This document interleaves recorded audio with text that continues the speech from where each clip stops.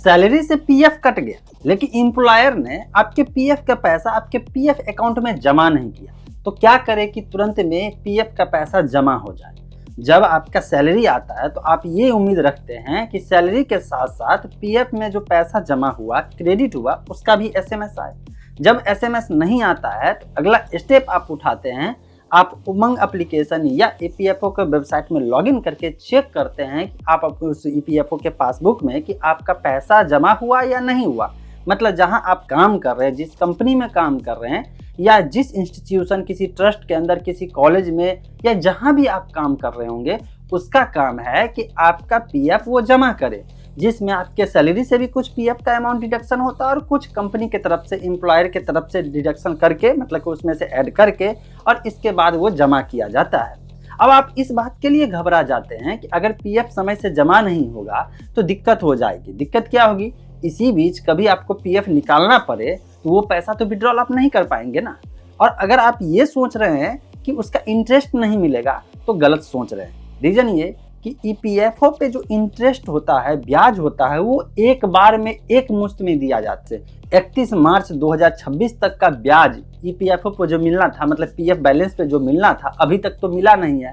इस बीच में कभी भी आपका एम्प्लॉयर पैसा जमा कर दे, कोई टेंशन नहीं होगा। जैसे जो होना था 31 मार्च 2026 तक, लेकिन जून, जुलाई, अगस्त, सितंबर, इस बीच में कभी भी उस डेट का ब्याज जोड़ करके आपके ईपीएफओ पासबुक के बैलेंस में शो करना शुरू कर देगा और वहां पे लिखा जाएगा इंटरेस्ट अप टू। तो इसका मतलब ये हुआ कि एम्प्लॉयर अभी पैसा जमा करे या 2 महीने बाद जमा करे, आपको टेंशन नहीं होगा। टेंशन उन लोगों को होगा जिनको पैसा विड्रॉल करना होगा। अगर विड्रॉल करना है और बैलेंस में वो पैसा है ही नहीं तो विड्रॉल कैसे कर पाएंगे, है ना। तो इसीलिए अगर इस प्रॉब्लम का सॉल्यूशन चाहते हैं तो बहुत ही सिंपल सॉल्यूशन है। आप जाइए जहां भी आप नौकरी कर रहे हैं उसके एचआर डिपार्टमेंट में।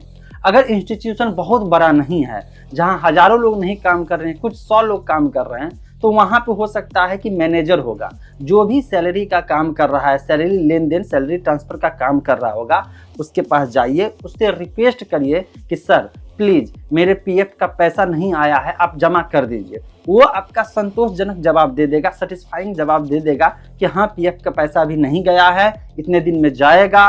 और आपको अगर बहुत ज़रूरी है तो उनसे रिक्वेस्ट करिए कि थोड़ा सा भेज दीजिए ना सर, हमको विड्रॉल करना है, मुझे विड्रॉल यहाँ पे करके कुछ इमरजेंसी काम करना है, तो शायद वो जल्दी में कर दे। और आप चाहते हैं कि आप उसको कहे, एचआर को कहे भी नहीं, और मजबूरी में आकर के, वो प्रेशर में आकर के वो तुरंत आपका पैसा, पीएफ का पैसा जमा कर दे, तो एक सिंपल तरीका है, वो है ईपीएफओ के वेबसाइट पे जा करके ग्रीवांस डालना, जहाँ पे आपका पीएफ अमाउंट, मतलब कि पीएफ नंबर होगा। पीएफ नंबर का मतलब ईवीएन नंबर डालना पड़ेगा, फिर कंप्लेंट डालेंगे। लेकिन होगा इससे ये कि जैसे ही वहाँ पे आप कंप्लेंट डालेंगे तो आपके एम्प्लॉयर को पता चल जाएगा किसी ने कंप्लेंट किया है, क्योंकि ऊपर से प्रॉब्लम आना शुरू हो जाएगा, उसको जवाब देना पड़ जाएगा कि भाई अभी तक जमा क्यों नहीं करे। दूसरी बात ये कि जैसे ही प्रॉब्लम होगा आपके साथ और कंपनी के एचआर के साथ या कंपनी के साथ रिलेशन खराब हो जाएगा और भविष्य में आपका नौकरी जाने का खतरा होगा अगर प्राइवेट सेक्टर में है तो।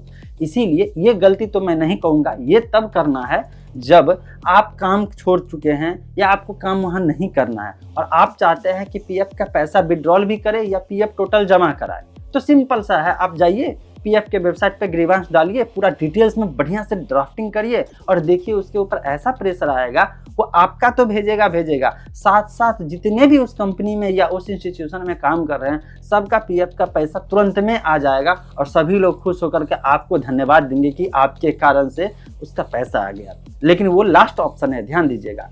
और दूसरी बात ये कि अगर रेगुलर वे में जॉब कर रहे हैं तो आप धैर्य बना के रखिए, क्योंकि अगर कंपनी वाले जमा नहीं कर रहे हैं तो उन्हें पेनाल्टी भी पे करना पड़ेगा। ईपीएफओ ऊपर से पेनाल्टी ठोक देगा कि आप इतना देरी से पीएफ का पैसा क्यों दिए, क्योंकि ये पीएफ का प्रॉब्लम है। पीएफ का प्रॉब्लम मतलब ईपीएफओ डिपार्टमेंट का प्रॉब्लम है। आप कहेंगे यार ऐसा कैसे, कुछ लॉजिक बताओ, कुछ तर्क बताओ। ऐसे देखो, पीएफ में पैसा जो जमा होता है, ईपीएफओ में जमा होता है, वो पैसा किसका रहता है?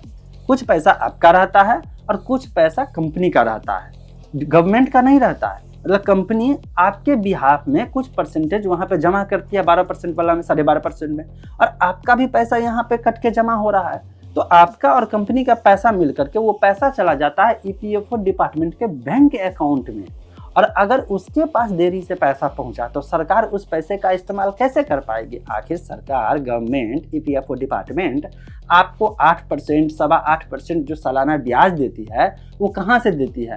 वो अपने जेब से नहीं देती है, बल्कि उस पैसे को, कौन पैसा? जो आपका पैसा जमा हुआ है, उसी पैसे को वो जाकर के मार्केट में लगाए या जहाँ भी लगाए, उसको पैसा पहुंचता है, फिर उस पैसे से वो कमाता है, सरकार वहाँ पे कमा करके वो फिर सरकार आपको जमा करती है, मतलब कि आपके बैलेंस में जमा करती है, साल में इसलिए ब्याज देती है। तो देरी से अगर सरकार के पास पैसा पहुंचेगा तो सरकार के खजाना को प्रॉब्लम होगा, मतलब कि कोई भी सरकार नहीं चाहेगी कि पीएफ का पैसा उसके पास देरी से पहुंचे, इसीलिए उसने एक नियम बना दिया कि जो लोग देरी से अगर पीएफ जमा करेंगे, मतलब कि जो एम्प्लॉयर है, जो कंपनी है, वो देरी से पैसा देंगे तो उनके ऊपर पेनाल्टी होगा, उनके ऊपर जुर्माना होगा, उनके ऊपर फाइन होगा, और वो फाइन के साथ वो जमा करेंगे, क्योंकि बाद में ओवरऑल जो है साल में एक बार उसी पैसे का ब्याज भी तो देना है 8.25%, तो 8.25% से ज़्यादा वो कमाएगी तब तो, है ना। ये कमाल का ये इन्फॉर्मेशन या लॉजिक बहुत लोगों को नहीं मालूम होता है कि आखिर पेनाल्टी क्यों लगाया जाता है, सरकार क्यों परेशान रहती है कि जल्दी से जल्दी वो पैसा जो डिडक्शन हुआ है हमारे पास पहुंच जाए, मेरे पास पहुंच जाए, ताकि उस पैसे का मैं इस्तेमाल कर सकूं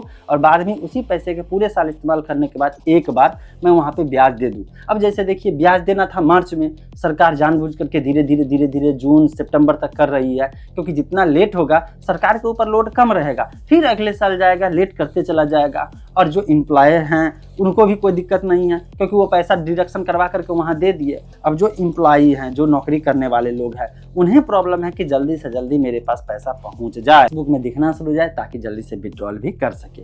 इन्फॉर्मेशन बहुत इंपॉर्टेंट है, मैं रिक्वेस्ट करूँगा अपने दोस्तों के साथ शेयर करिए, उन्हें जानकारी बढ़ाइए।